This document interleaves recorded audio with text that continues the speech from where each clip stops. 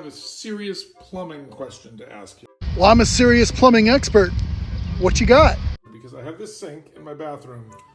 That's the cold water and that's the hot water. And I always assumed that there was just a direct line down to the hot part and the cold water. But periodically, like maybe 3 times last year and last night as well, I came in and this was the hot and this was the cold.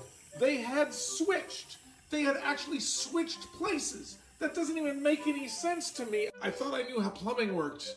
Maybe I don't. Please, if anybody knows how this happens, or why this happens, or why it suddenly fixes itself for no reason, stitch this video and let me know.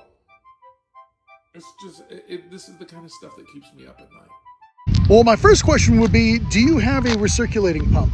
Because oftentimes, especially if it's a pump like this that sits on top of the water heater and this little T gets installed underneath the sink or the furthest fixture from your water heater, which honestly, most of the time, that's the master bath.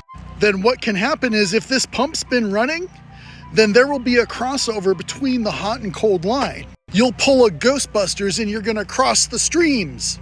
And sometimes, yeah, this leads to warm or hot water coming out of the cold side and vice versa.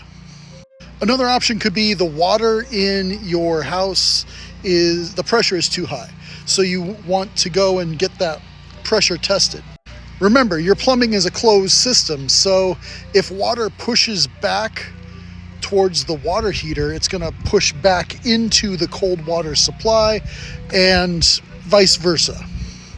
Ideally, in most situations, your water pressure residentially you're gonna want it to be right around 50, maybe 60.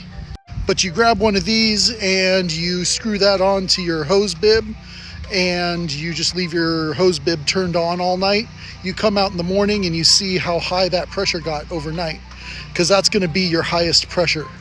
As long as it's below like 60-ish, you're good.